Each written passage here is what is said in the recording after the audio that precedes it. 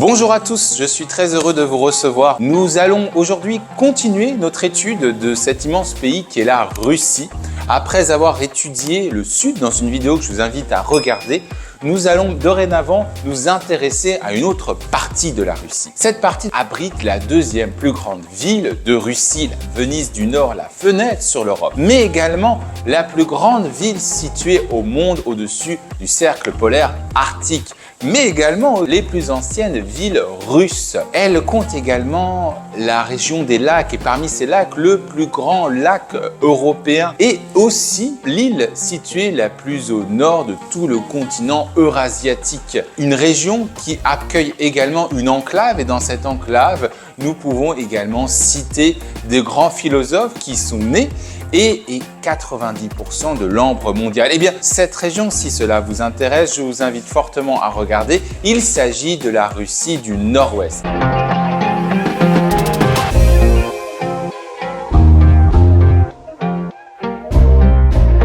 Le nord-ouest de la Russie est un territoire russe d'Europe du Nord de 1 88 275 km². Si vous voulez, c'est un peu la taille de la Bolivie ou de l'Éthiopie. Mais c'est seulement 6,5% du territoire russe. Il a pour voisins au nord-ouest la Norvège et la Finlande. Il a également pour voisins à l'ouest l'Estonie et la Lettonie, mais également la Lituanie et la Pologne via son enclave de Kaliningrad, la Biélorussie et la Russie centrale au sud, et enfin la Russie de la Volga à l'est. La région du nord-ouest de la Russie est délimitée par deux mers bordillères de l'océan Arctique. Pour rappel, l'océan Arctique est le plus petit océan au monde. Ces deux mers sont d'abord la mer des Barents. Elle est nommée d'après le navigateur néerlandais Willem Barents. La mer des Barents, c'est une mer qui s'étend des îles Svalbard au nord-ouest et l'archipel François-Joseph au nord-est, qui, au passage, est l'archipel le plus septentrional d'Eurasie et le deuxième plus grand ensemble d'îles russes après les îles Sakhalines. Quasiment inhabitées, elles furent nommées en l'honneur de l'empereur d'Autriche-Hongrie, François-Joseph. Elle fut jamais reconnue puisqu'il s'agissait d'une expédition privée. À l'est, il faut nommer la Nouvelle-Zamble, 2500 habitants, qui est la troisième ensemble d'îles de Russie. Elle est connue au XXe siècle, malheureusement, pour ses essais nucléaires dans les années 50 à 90. Au sud de la mer des Barents, vous allez justement retrouver les ports de Mourmansk que nous allons évoquer, mais aussi des ports comme Vardø en Norvège, qui restent libres de glace durant toute l'année et cela aura vraiment une importance. Et pourquoi? Parce que c'est grâce à la dérive nord-atlantique qui est un courant marin réchauffé par le Gulf Stream, ce qui en fait finalement des emplacements stratégiques pour les marines nationales norvégiennes mais surtout russes. Ainsi, en 1942, eut lieu la bataille de la mer de Barents entre la Royal Navy et la Kriegsmarine. En raison des convois dits de l'Arctique,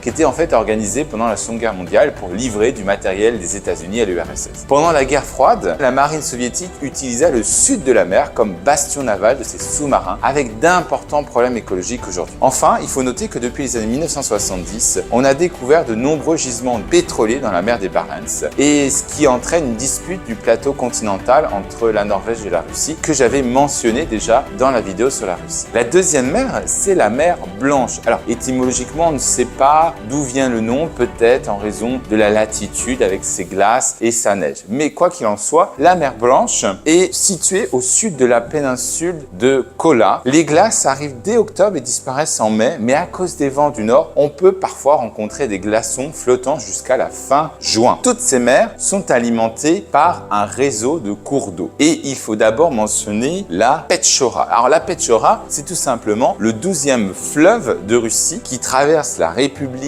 des Komi et le district autonome des Nenets. Il est long de plus de 1800 km et son débit le classe à la 3e place des fleuves d'Europe devant le Rhin. Il prend sa source dans l'Oural, puis s'oriente vers le nord, traverse les villes de Trosko-Petchor, de Voudkil, de Petchor et de Naryanmar avant de se jeter dans la mer des Barents. Il faut également mentionner le Mézen. Alors le Mézen, il est long de 966 km. Il prend sa source dans la chaîne de Timan à l'ouest des monts Oural et se jette dans la mer Blanche près de la ville de Mézen. Le Niémen, qui n'est pas pas forcément très grand, mais important historiquement parce que c'est un fleuve de 937 km qui naît en Biélorussie. Il forme la frontière entre la Lituanie et l'oblast de Kaliningrad et c'est dans ce fleuve que fut notamment signé le traité de Tilsit. Concernant les fleuves qui se jettent dans la Baltique, le Niémen n'est pas le seul puisqu'il faut également citer la Neva et la Narva. Enfin, il faut mentionner la Dvina septentrionale. C'est un fleuve qui coule dans les oblasts de Vologda et d'Arkhangelsk. Il passe justement par la ville d'Arkhangelsk et se jette dans la mer Blanche. Il prend sa source finalement dans les rivières de Youg et de Sukuna. Et le Sukuna, pour information, c'est un émissaire, c'est-à-dire un cours d'eau par lequel s'évacue l'eau du lac Kubenskat. Tous ces fleuves prennent naissance, comme on l'a vu, dans un certain nombre de montagnes, notamment l'Oural, mais il existe d'autres montagnes dans cette région, à commencer par le Mahan-Selka. Alors le Mahan-Selka, c'est un ensemble de moraines, donc je vous rappelle, les moraines, les débris rocheux transportés par un glacier qui s'étendent sur 750 km de long et 75 km de large en Carélie et en Laponie. Il a des pics à 400 mètres entre la Finlande et la Russie. Plus au sud, on doit mentionner les collines de Valdai. Alors les collines de Valdai, eh bien c'est une extension du plateau central de Russie que nous mentionnons dans une autre vidéo qui culmine à 350 mètres d'altitude. La Volga et le Dniepr prennent source justement dans ces collines de Valdai. Mais la région du nord-ouest, c'est avant tout une région lacustre, c'est la région des lacs, comme on l'a vu d'ailleurs avec la Finlande. Et à cet égard, nous devons nommer un certain nombre de lacs. Mais d'abord, rappelons pourquoi c'est la région des lacs. Eh bien, c'est parce que pendant la dernière glaciation, des glaciers massifs couvraient la région et finalement leur retrait a laissé derrière eux de nombreuses dépressions dans le sol qui se sont remplies d'eau pour former ces lacs. Et donc le premier lac que nous devons mentionner, c'est le lac Ladoga. Alors le lac Ladoga, comme je l'ai mentionné en introduction, c'est le plus grand lac d'Europe. Il est aussi le deuxième plus grand lac de Russie. N'oubliez pas qu'il y a le lac Baïkal, avec une superficie équivalente au Koweït. Il reçoit une trentaine de rivières, on peut citer notamment le Svir, et l'eau s'écoule via la Neva, traverse la ville de Saint-Pétersbourg avant de se jeter dans la mer Baltique. Le lac est tellement grand qu'il compte plus de 600 îles, dont la plus célèbre est Valam. Elle formait même la frontière russo-suédoise jusqu'en 1721, puis la frontière russo-finlandaise jusqu'en 1940. Ensuite, nous devons citer le lac Onega, qui est le deuxième plus grand lac de la région, qui a une superficie équivalente à Chypre. Elle comprend même 1400 îles ou îlots, dont la plus connue est Kiji. Le lac est relié par le Svir au lac Ladoga, comme nous venons de mentionner. Et puis, on doit citer le lac Beloi, qui est le lac blanc en russe, qui en fait reçoit les rivières de Koija, de Kema et Megra, qui fait partie de cette voie d'eau Baltique-Volga. Enfin, on peut citer les lacs Topozero, un autre grand lac du nord, le lac Ilmen et le lac Zegozero et le lac Imandra dans la péninsule de Kola. En termes de végétation, il faut d'abord citer la taïga. La taïga,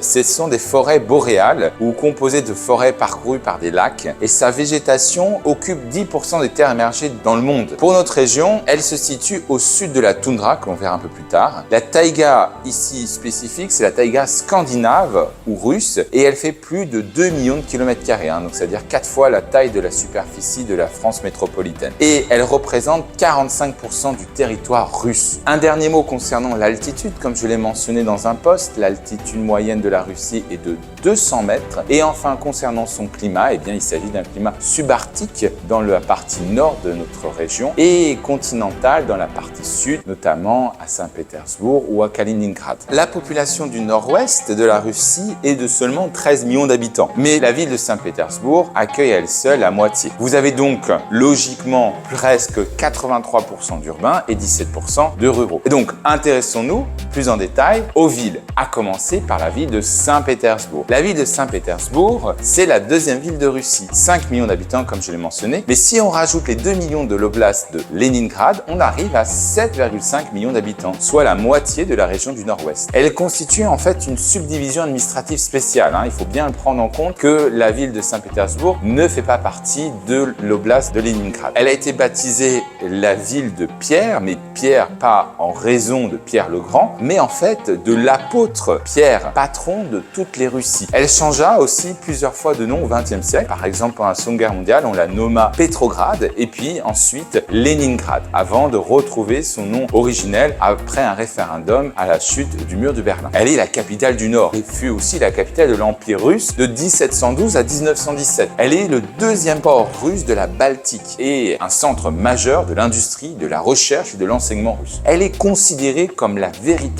capitale culturelle de la Russie. Elle est la 7e agglomération en Europe et son urbanisme devait permettre à la Russie d'être la fenêtre sur l'Europe. Ses canaux, ses rivières bordées de palais lui valent le surnom de la Venise de la Baltique. Enfin, la ville abrite le plus haut gratte-ciel d'Europe, le Larta Center, à 462 mètres. La deuxième ville, c'est Kaliningrad et je vous propose d'en reparler un peu plus tard. Enfin, nous avons en troisième ville Arkhangelsk. Arkhangelsk, c'est tout simplement la capitale de l'oblast du même nom, l'Arkhangelsk. Sa population est de 350 000 habitants. Elle est située à plus de 1000 km au nord de Moscou. En fait, au XIIe siècle, vous avez des moines qui ont fondé le monastère de l'Archange Michel, d'où le nom Arkhangelsk, dans le but de prêcher en fait l'orthodoxie à l'estuaire de la Dvina septentrionale. L'origine de la ville s'explique par le fait que la Russie ne put accéder pendant longtemps aux façades maritimes de la Baltique et la mer Noire en raison de l'Empire ottoman. Le commerce avec le Royaume-Uni va se développer au XVIe siècle via ce port. Enfin, il faut noter qu'au XXe siècle, un corps expéditionnaire allié y débarqua. La quatrième ville de la région est Mourmansk. Son nom vient de Mourman, qui servait à désigner les Vikings. Il s'agit de la plus grande ville au monde située au nord du cercle arctique. Elle comprend 300 000 habitants, alors que sa population était seulement de 13 000 habitants en 1913. Pendant la Première Guerre mondiale, le port va se développer pour recevoir l'aide militaire des Alliés, car, on rappelle, c'était le seul port libre de glace toute l'année. La ville va s'industrialiser et se militariser au XXe siècle. C'est pour cela qu'aujourd'hui, la ville vit de ses activités, mais aussi des activités portuaires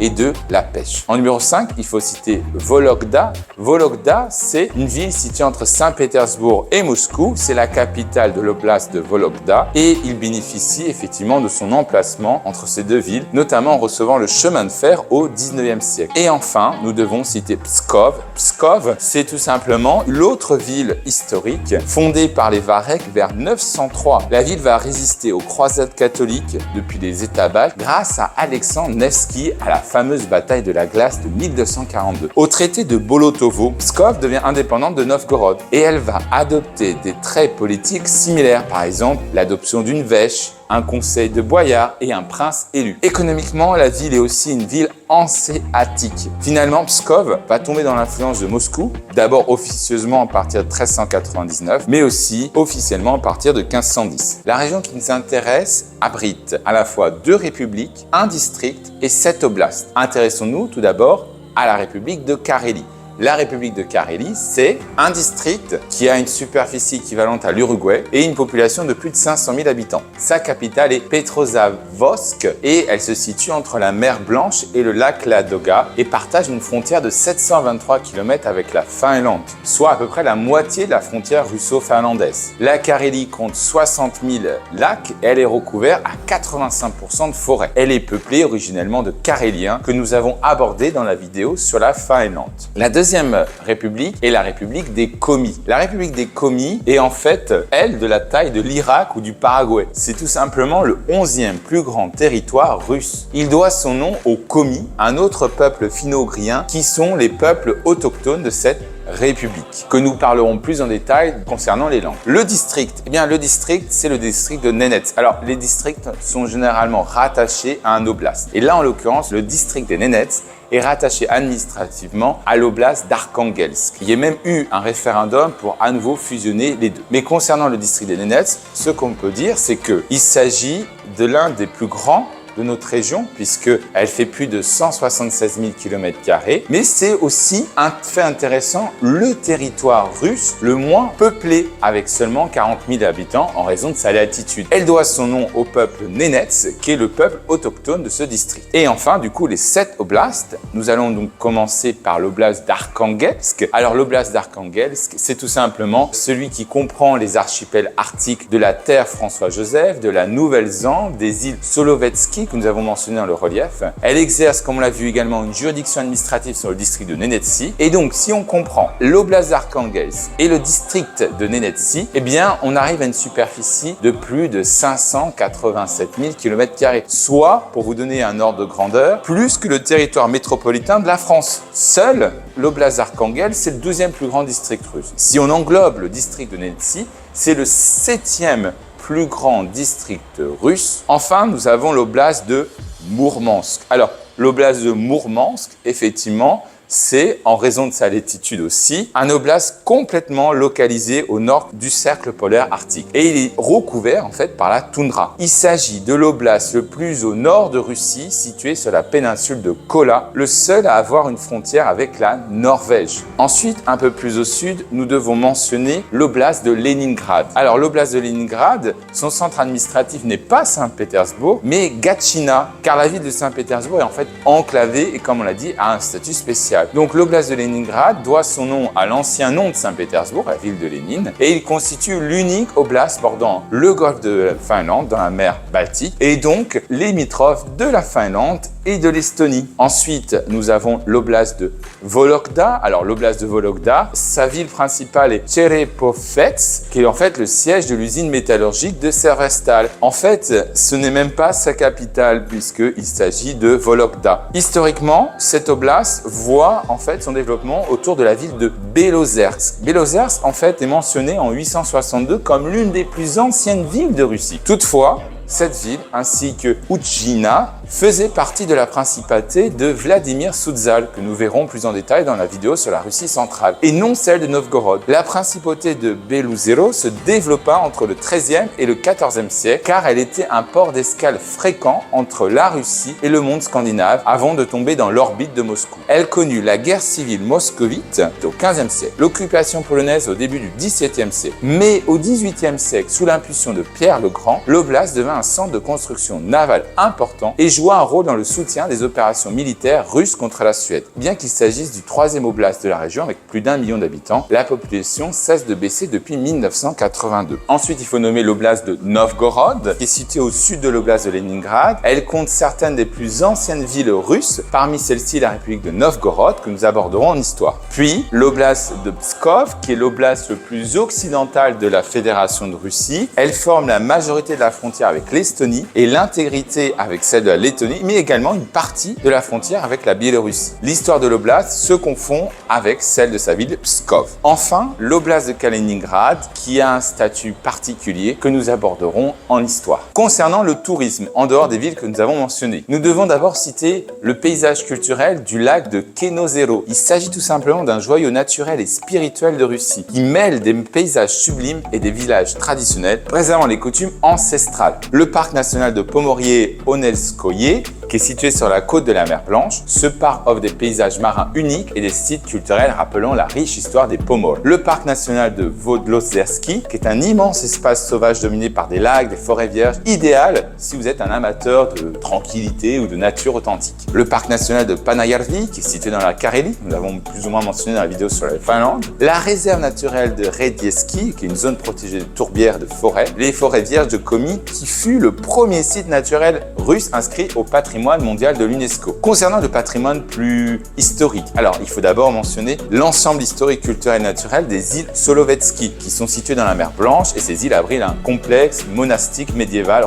remarquable. Vous avez les pétroglyphes du lac Onega et de la mer Blanche, qui sont des gravures rupestres millénaires qui témoignent de l'art et des croyances des peuples préhistoriques de la région. Vous avez l'isthme de Courlande, avec effectivement un site unique, avec des mélanges dunes mouvants, des plages de sable, des forêts mystérieuses et aussi des monastères. Vous avez l'ensemble du monastère de Ferapontov, qui est un chef-d'œuvre de l'architecture religieuse russe, qui est célèbre pour ses fresques, les monastères de Kirillo-Belozerski, les monuments historiques de Novgorod, qui est l'une des plus anciennes villes de Russie, on en parlera plus en détail en histoire, les villes médiévales de Veliki et de Belozersk, le Kizipogos, qui est l'un des 2 premiers sites russes inscrits à l'UNESCO avec la place rouge. Et enfin, le centre historique de Saint-Pétersbourg. Concernant les langues, la langue officielle de la Russie, c'est naturellement le russe, dont nous parlons plus en détail dans une prochaine vidéo. À cela s'ajoute un certain nombre de langues officielles dans les républiques. Or, nous devons citer le Komi. Le Komi, c'est la langue officielle de la République des Komis. C'est une langue qui est proche de l'Udmurt. C'est un peuple finno-ugrien. Au XIVe siècle, vous avez une activité monastique, notamment Étienne de Perm, qui va évangéliser les Komis, pour ceux-là qui sont majoritairement orthodoxes et qui vont développer leur propre alphabet. Ensuite, vous avez le district des Nénètes. Alors, Nénètes, c'est pas un groupe finno-ugrien, mais c'est un groupe cousin, puisque c'est une langue samoyède. Les Nénètes sont toujours formés une faible minorité au sein de leur district, et eux, par contre, ont toujours été païens, ou en tout cas chamanistes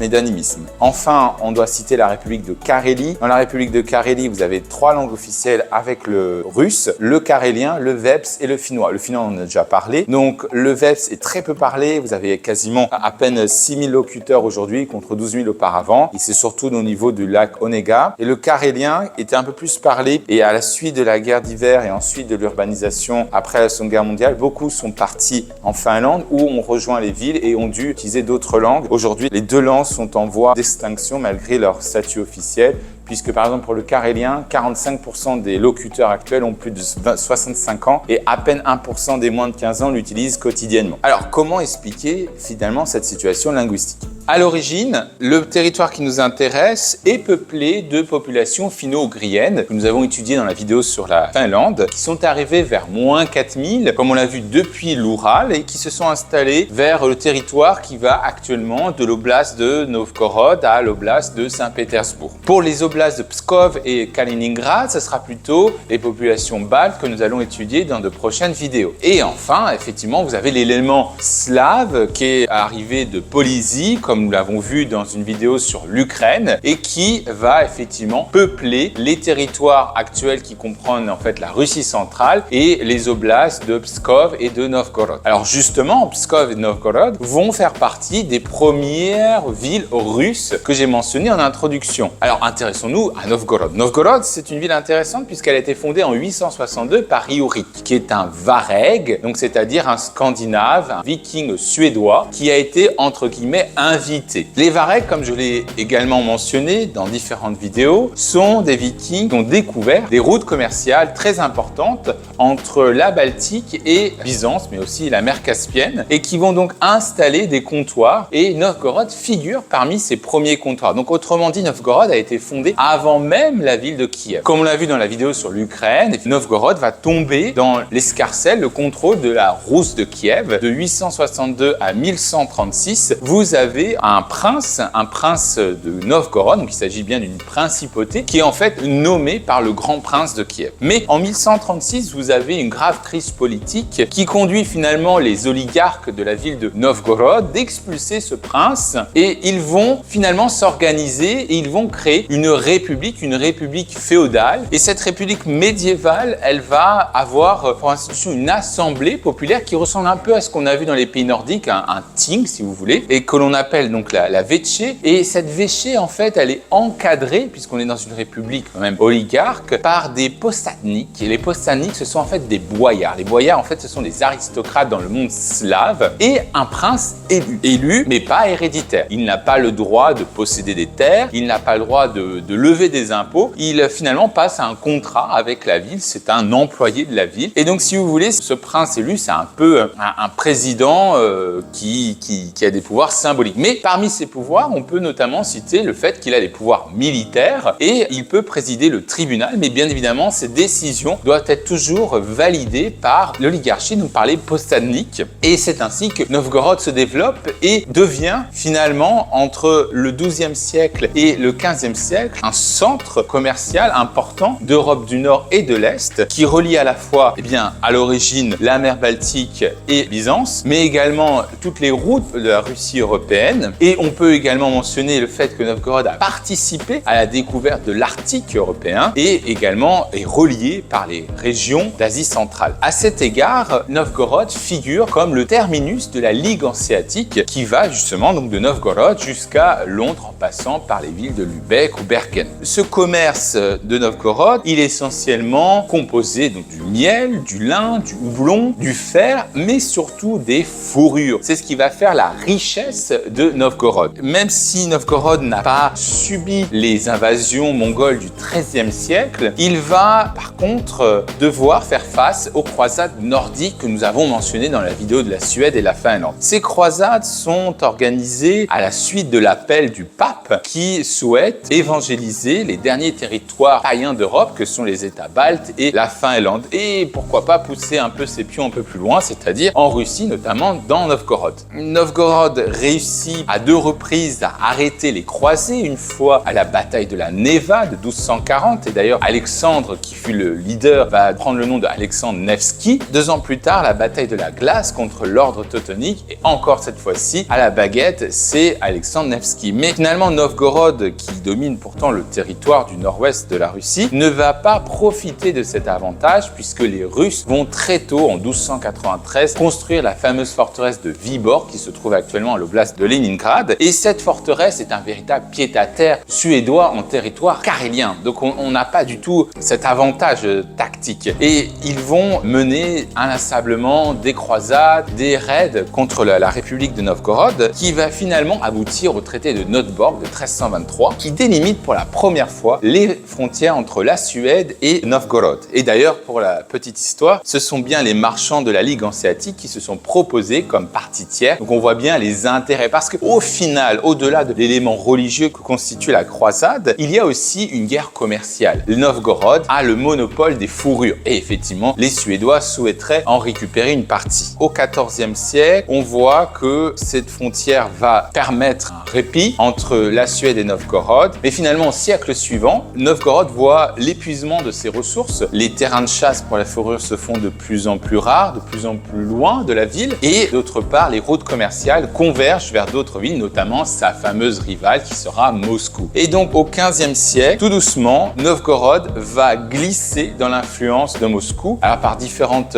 batailles, différents traités. On peut notamment citer le traité de Yazel-Bitsi en 1456, suivi de la bataille de Shelton, et enfin en 1478, Moscou annexe Novgorod. Un siècle plus tard, en 1560, vous avez le tsar Ivan IV le Terrible qui décide de lancer son armée sur la ville de Novgorod, craignant une trahison de celle-ci. La ville ne va jamais s'en remettre. Mais le nord-ouest de la Russie est une région stratégique pour le pays. Bien que Novgorod tombe, eh bien, nous avons une autre ville qui va apparaître et sera la ville de Saint-Pétersbourg. Alors, on l'a vu également dans la vidéo sur la Suède que la région de Saint-Pétersbourg se nomme l'Ingrie. L'Ingrie va tomber après le traité de Stolbovo de 1617 dans l'escarcelle suédoise. On l'a vu, c'est Gustav Adolphe II qui défait les Russes. Et pendant plus de 100 ans, ce territoire va devenir suédois. Jusqu'à la Grande Guerre du Nord et l'apparition, l'émergence d'un tsar très important pour l'histoire de ce pays. Il s'agit de Pierre le Grand. Alors Pierre le Grand a très tôt compris l'intérêt stratégique d'avoir une ville à l'embouchure de la Neva, qui est actuellement Saint-Pétersbourg. Et il ne va pas attendre l'issue de la Grande Guerre du Nord, qu'on rappelle, va de 1700 à 1721, puisqu'en 1703, il attaque la forteresse suédoise de Nyenskans. Et les Suédois, en anticipant, vont également faire évacuer la garnison. Pierre le Grand va construire sur les restes de cette forteresse, la forteresse de Pierre et Paul. Cette forteresse, construite en 1703, n'est pas du tout à l'origine l'embryon d'une future ville. En aucun cas, Pierre le Grand songe à construire une ville. Mais l'idée fait un peu son chemin parce qu'en 1706, il change d'avis et il commence à construire les bases d'une ville. Alors pourquoi à l'origine? Il faut bien comprendre que l'Ingrie ou la région de Saint-Pétersbourg, c'est une zone qui est marécageuse. C'est le delta du fleuve Neva. C'est pas du tout une région propice. Au contraire, vous avez des maladies qui sont liées et également vous avez une zone qui est facilement inondable encore aujourd'hui. Et enfin, vous avez une zone qui est peu propice à l'agriculture. Mais Pierre le Grand réalise malgré tout que cette région, elle est essentielle parce qu'elle va lui permettre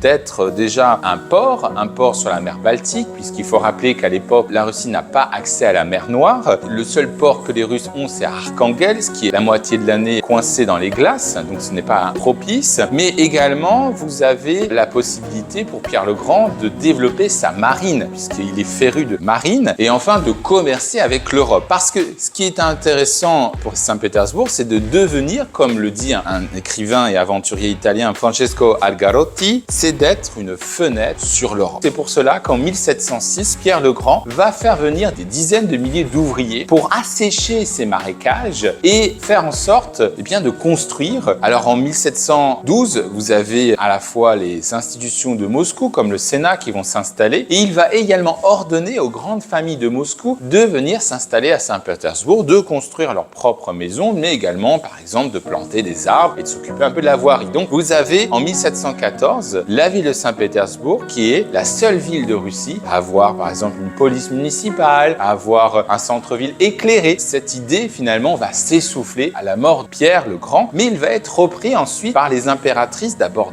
Anne, 1730 à 1740, qui va véritablement construire le centre-ville et les grandes avenues, et ensuite sous le règne des impératrices d'Élisabeth et de Catherine II de Russie, qui vont faire venir des artistes, des architectes étrangers, souvent d'origine française ou italienne, et vous avez la constitution progressive de la ville de Saint-Pétersbourg. Après le règne de Catherine de Russie, vers la fin du XVIIIe siècle au XIXe siècle, Saint-Pétersbourg devient un véritable centre culturel, intellectuel, technologique, puisqu'on va faire venir des universités, des bibliothèques, l'Académie des Beaux-Arts, mais c'est aussi au XIXe siècle un centre, puisque c'est le centre du pouvoir et donc de la contestation de ce pouvoir. On peut notamment nommer en 1825 la révolution décembriste, et puis après l'abolition du servage de 1861 en Russie, vous allez avoir paysans sans terre qui sont à la recherche de travail et on va avoir constitution d'une classe ouvrière à Saint-Pétersbourg qui est extrêmement concentrée et qui va faciliter l'émulation révolutionnaire. On constate à partir de 1881, par exemple, l'assassinat du tsar d'Alexandre II, donc des courants anarchistes, révolutionnaires, puis la révolution 1905, suivie de la révolution 1917, de février et d'octobre que nous allons parler. Ensuite, Saint-Pétersbourg va perdre son statut de capitale au profit de Moscou, qui est beaucoup plus facilement défendable, beaucoup plus éloigné de la frontière, et connaître un long siège. Cela ne demeure pas moins que Saint-Pétersbourg a été à l'origine de la révolution russe. Alors, la révolution russe, comment elle est arrivée? Il faut bien prendre en amont les origines de cette révolution. La Russie est un pays qui a connu une industrialisation tardive comparée aux autres puissances européennes et aux États-Unis. Comment expliquer cette industrialisation tardive? Eh bien, comme on l'explique en économie, il y a différents facteurs. Le facteur travail, le facteur capital et les ressources naturelles. La Russie abonde de ressources naturelles, donc il n'y a pas de problème de ce côté-là. Mais le facteur travail, il a été libéré tardivement parce que le servage a été aboli qu'en 1861. Et donc finalement, on a eu un système économique féodal qui s'est perpétué jusqu'à la fin du 19e siècle. Et puis ces anciens serfs devaient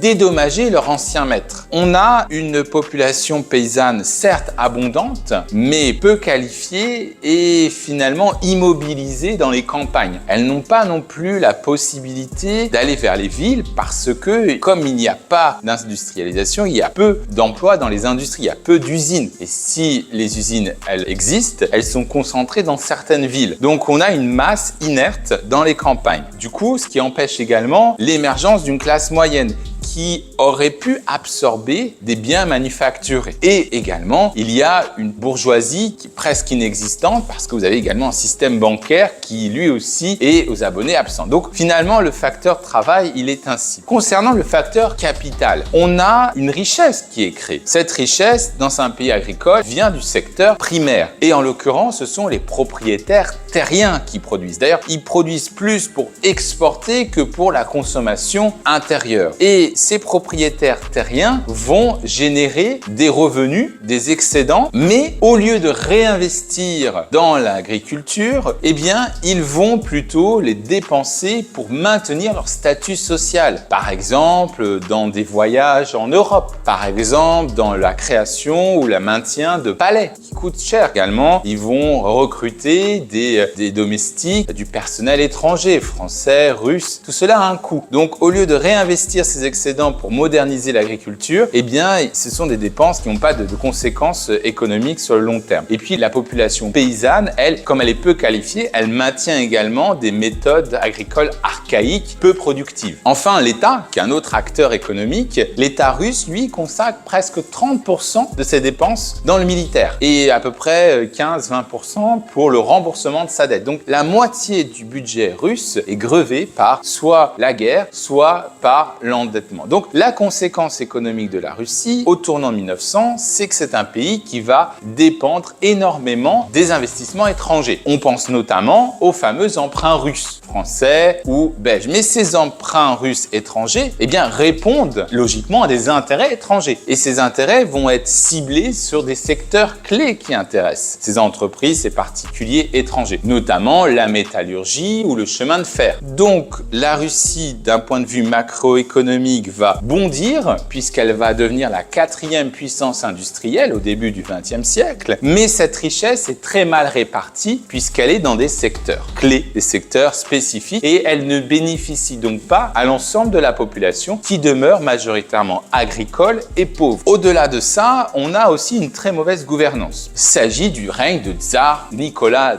II. Alors Nicolas II, il ne profite pas de cette croissance économique pour moderniser son pays puisqu'il va être arc-bouté par ses idées conservatrices, par exemple russification. Il va devoir changer de fusil d'épaule après la fameuse guerre russo-japonaise de 1905 où il doit libéraliser son régime. Alors, il y a la création d'une Douma, le projet d'une constitution, mais finalement, les électeurs de cette Douma sont avant tout des aristocrates. Et donc, le peuple demeure mécontent. Et 9 ans plus tard, la Russie s'engage dans la Première Guerre mondiale, mal préparée et surtout mal préparée pour un conflit long. Et c'est pour cela que, entre les mutineries sur le front, l'isolement du tsar, la faim, la famine qui sévissent au début de 1917, vous avez un certain nombre de protestations, de manifestations qui vont se générer dans les grandes villes et en particulier à Saint-Pétersbourg. Et l'armée va se joindre à ces manifestations et c'est ainsi que Nicolas II doit abdiquer. Il abdique très rapidement. C'est la fin du tsarisme. Et le pouvoir va être remplacé par différents gouvernements provisoires, des gouvernements bourgeois, donc qui est peu représentatif de l'ensemble de la société russe, qui, elle, en contrepartie, va s'unir autour d'assemblées populaires constituées essentiellement de paysans et d'ouvriers que l'on va appeler les soviets. Et ces soviets vont émerger un peu partout dans les principales villes, mais surtout à Saint-Pétersbourg, ou désormais nommé Pétrograd. Ces soviets, parmi ceux-ci, sont dominés par des partis socialistes, social-révolutionnaires ou mencheviques. Le gouvernement et ses soviets proclament les libertés, l'abolition de la peine de mort et permet aussi le retour des exilés, dont un certain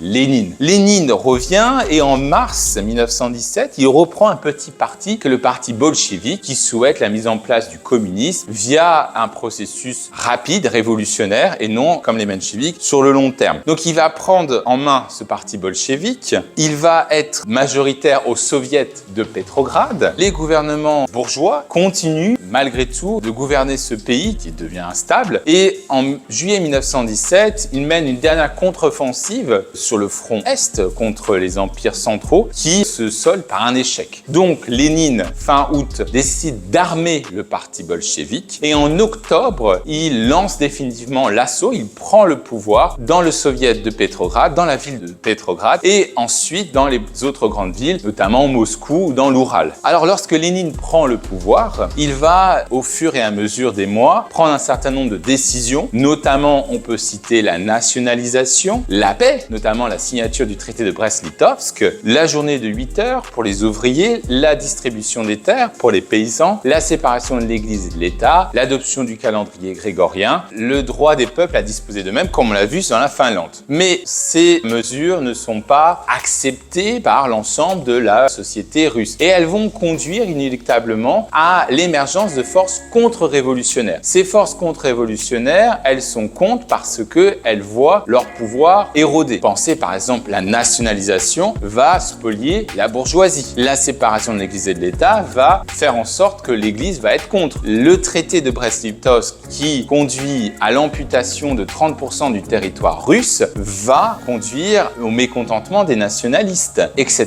etc. On arrive finalement à la guerre civile de 1918 à 1922 qui voit d'une part opposer les Blancs, donc ces forces contre-révolutionnaires, contre les Rouges, les bolcheviks qui vont être structurés par la fameuse armée rouge et chapeautés par Trotsky. Et les Blancs, même si ils ont le soutien des puissances étrangères telles que la France, la Grande-Bretagne, les États-Unis, mais aussi le Japon, ils vont perdre au final cette guerre civile parce que les Rouges occupent pas les régions centrales, les voies de chemin de fer qui leur permettent justement justement d'acheminer leurs troupes d'un front à un autre, et puis parce qu'ils sont effectivement sous le leadership de Lénine et Trotsky, alors qu'en face, ils sont trop désunis et occupent les régions périphériques. Et c'est ainsi que la guerre civile se termine et qu'en 1922, l'URSS est proclamée. Alors durant la période soviétique, on voit d'une part, étant donné que ce pays était très agricole, l'industrialisation qui est accompagnée par l'urbanisation. Donc toutes les villes que j'ai mentionnées vont doubler, tripler, et on voit des purges. Et dans le territoire qui nous intéresse, eh bien, les territoires vont accueillir des goulags, notamment dans l'oblast d'Arkhangelsk ou la République des Komis. La véritable césure de cette période de 1922-1991 sera véritablement la Seconde Guerre mondiale, au cours de laquelle les nazis vont attaquer la Russie. Et pour la région qui nous intéresse, eh bien, vous avez l'armée du Nord qui va se concentrer sur la ville de Leningrad, aujourd'hui Saint-Pétersbourg. S'ensuit un front de plus de 900 jours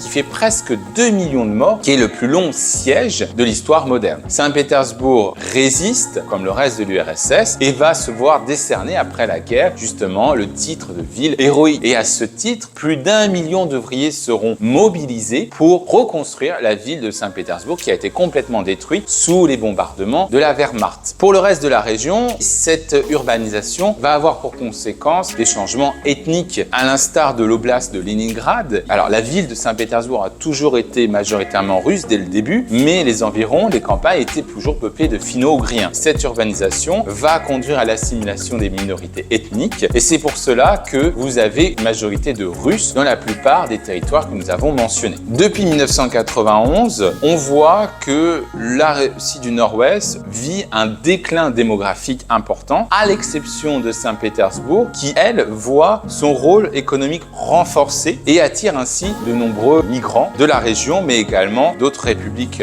ex-soviétiques. On voit également l'adoption, finalement, de l'économie de marché et la modernisation de ces infrastructures. Alors, il me reste une dernière chose à évoquer, c'est le fameux cas spécifique de Kaliningrad. Alors, Kaliningrad, c'est un cas particulier parce que, déjà d'une part, c'est le 6e plus petit oblast de la Russie, si on accepte les villes. Et parmi les 7 plus petits oblasts ou districts de la Russie, en fait, 6 sont uniquement localisés dans le Caucase. Là, on n'est pas dans le Caucase, donc c'est un cas vraiment particulier. Ce cas particulier se double d'un autre cas qui est le fait que ça soit une semi-enclave. Et à cet égard, c'est le district, le territoire russe situé le plus à l'ouest de la Fédération de Russie. C'est une semi-enclave parce qu'aujourd'hui, pour aller de Russie à Kaliningrad et vice-versa, vous êtes obligé de passer sur le territoire pays voisins, notamment la Lituanie, ou par la mer Baltique. La raison, c'est l'histoire. Alors, on voit effectivement que dans ce territoire, la principale ville est Kaliningrad, qui est l'ancienne Königsberg, qui est une ancienne ville allemande. Et le port de Baltisk est le seul port de la Baltique, port russe, à être libre de glace toute l'année. Alors, historiquement, on voit que les premiers peuples autochtones ne sont pas russes, mais ce sont en fait les Prussiens, qui sont des peuples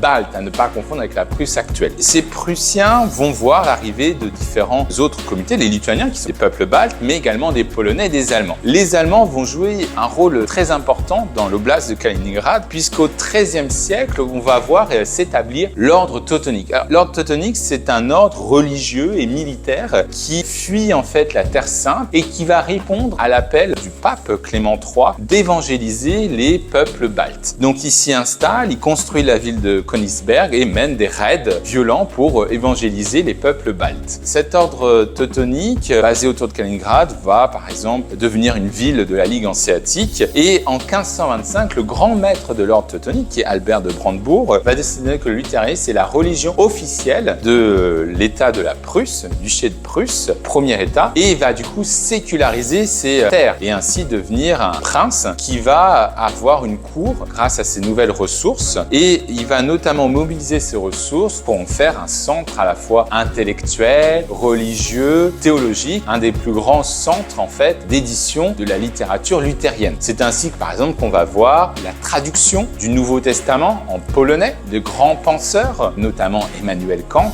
et on va voir la fondation de l'université à Königsberg. Malgré le fait que le duché de Prusse soit vassal de la Pologne, cela lui permet de développer ses activités jusqu'à l'union avec les lecteurs de Brandebourg et plus tard avec le rattachement au royaume de Prusse. Donc la ville demeure majoritairement allemande jusqu'en 1945. Et à la fin de la Seconde Guerre mondiale, les 2 millions d'habitants qui peuplaient la Prusse orientale vont fuir à l'avancée de l'armée rouge de crainte des représailles que l'armée rouge pouvait faire contre la population. N'oublions pas que les nazis ont également commis des exactions face à la population russe au début, en 1941, et donc ces exactions sont toujours en mémoire. Et puis ces représailles sont exagérées par la propagande nazie qui souhaite que la population locale se défende jusqu'à la mort pour freiner l'avancée de l'armée rouge. Au final, elles vont partir et à la conférence de Potsdam en 1945, les Alliés accordent le fait que ce territoire vidé, principalement de sa population, soit transféré sous la souveraineté de l'URSS. Et c'est ainsi que le territoire va être repeuplé de citoyens soviétiques. Les dernières populations allemandes de 1946-1947 vont être expulsées, ce qui va renforcer l'homogénéisation de cette ville. Sous Nikita Khrouchtchev, on propose à la Lituanie voisine d'incorporer le territoire. Le dirigeant soviétique de la Lituanie refuse parce qu'il sait que cela va déséquilibrer finalement la composition ethnique de sa république et puis il ne veut pas avoir le fardeau de la reconstruction économique de la ville de Kaliningrad. Et c'est ainsi qu'à la chute du mur de Berlin, eh bien, Kaliningrad va devenir une enclave complètement séparée de l'URSS. Cette enclave, eh bien, il faut pouvoir la gérer. On va créer une zone économique spéciale pour rebooster, pour revitaliser la région. On va également insister sur la militarisation puisque c'est un port libre de glace toute l'année. Finalement, en 2004, lorsque la Lituanie adhère à l'Union européenne, eh bien, les citoyens de Kaliningrad ont besoin d'un visa pour rejoindre le reste de la Russie s'ils souhaitent passer par la voie terrestre. Ces contraintes s'accentuent de plus en plus puisqu'avec l'invasion de l'Ukraine, 50% des marchandises qui transitent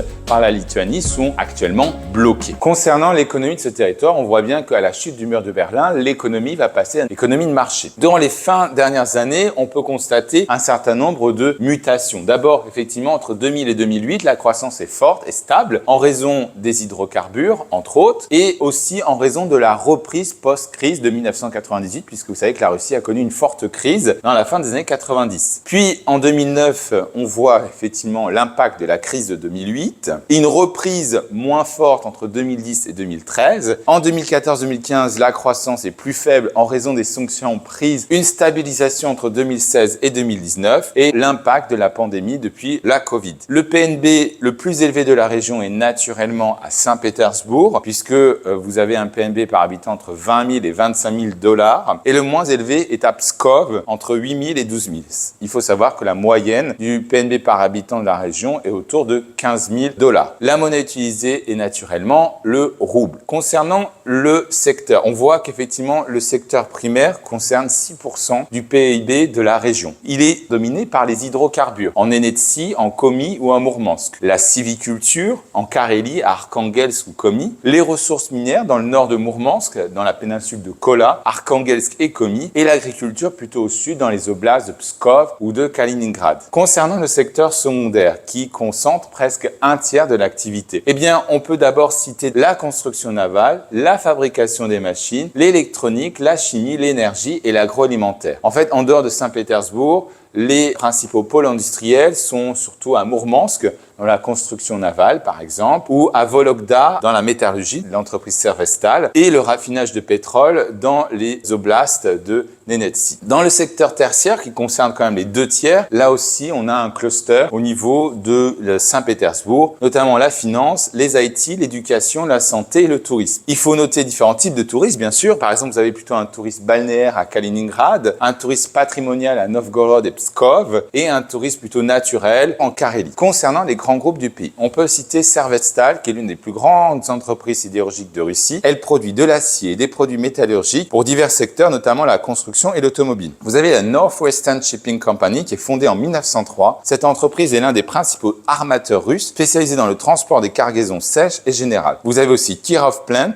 qui est fondée en 1801. Cette usine est l'une des plus anciennes de Russie. Elle produit une gamme variée de machines, y compris des tracteurs, des équipements agricoles et des machines-outils. Concernant la culture, il faut d'abord citer les artistes comme Ilya Repin, qui est un peintre réaliste célèbre pour ses portraits et ses scènes historiques. Kazimir Malevich, qui était le fondateur du suprématisme. En fait, c'est un mouvement d'avant-garde centré sur les formes géométriques. Anna Pavlova, qui elle est une danseuse étoile mondialement célèbre. Concernant les scientifiques, on peut citer Dmitri Mendeleïev, que vous connaissez tous puisque c'est lui qui a créé le tableau périodique des éléments. Vous avez également Pavel Tchebychev, qui est un mathématicien connu pour ses contributions à la théorie des probabilités et à l'analyse numérique. Et Ivan Pavlov, qui est un physiologiste célèbre pour ses travaux et ses réflexes pavloviens ou conditionnés avec des chiens. Concernant les écrivains, alors bien qu'ils ne soient pas nés à Saint-Pétersbourg, beaucoup ont vécu une grande partie de leur vie dans cette ville, notamment Fyodor Dostoïevski ou Alexandre Pouchkine ou enfin Nicolas Gogol, enfin Joseph Brodsky qui est un poète et essayiste né à Leningrad. Concernant la gastronomie, alors je vous propose d'abord en entrée des soupes ou des plats chauds comme la sitchi qui est une soupe traditionnelle à base de choux fermentés, le rasolnik qui est une soupe d'aigre douce à base de cornichons ou le uka ou ucha, une soupe de poisson clair. Concernant les plats principaux, on peut citer le kulebiaka qui est une tourte fourrée de poisson, le blini au poisson qui est une crêpe russe servie avec du poisson fumé ou le zender rôti qui est en fait une sande, donc un poisson des lacs qui est souvent rôti. Et enfin, en accompagnement et en collation, je vous propose le zakouski. Ce sont des hors d'œuvre variés comprenant du hareng mariné, des cornichons, des champignons marinés, des salades qui sont souvent servis avant le repas principal ou le pelmeni qui sont des petites boulettes de pâte farcies de viande ou de poisson. Concernant le sport, alors, je dois d'abord citer Yelena Shushnova, une légende de la gymnastique artistique. Elle a remporté la médaille d'or au concours général individuel lors des Jeux Olympiques de Séoul en 1988. Vous avez Boris Spassky, qui lui est l'un des plus grands joueurs d'échecs de l'histoire. Vous avez Andrei Arshavin, qui est un joueur de foot emblématique. Il a notamment joué avec le fameux club de Saint-Pétersbourg et l'équipe russe. Avec son club, le Zénith Saint-Pétersbourg, fondé en 1925, eh bien, il a remporté différents championnats russes, mais aussi la Coupe de l'UEFA en 2008. Ensuite, vous avez Timofey Mozgov, qui est né à Saint-Pétersbourg, qui lui est un joueur de basketball et qui a marqué l'histoire en devenant le premier russe à remporter un titre NBA. Et enfin, le Knessa Stobolva, qui est une patineuse artistique reconnue pour ses performances. Elle a remporté notamment la médaille d'or aux Jeux Olympiques de Sochi. Je termine mon exposé sur les défis de cette région. D'abord, les défis géopolitiques. Lorsqu'on voit le nord-ouest de la Russie est voisine de la Finlande des États baltes, territoire de l'Union européenne et de l'OTAN, ce qui nécessite effectivement un certain nombre d'investissements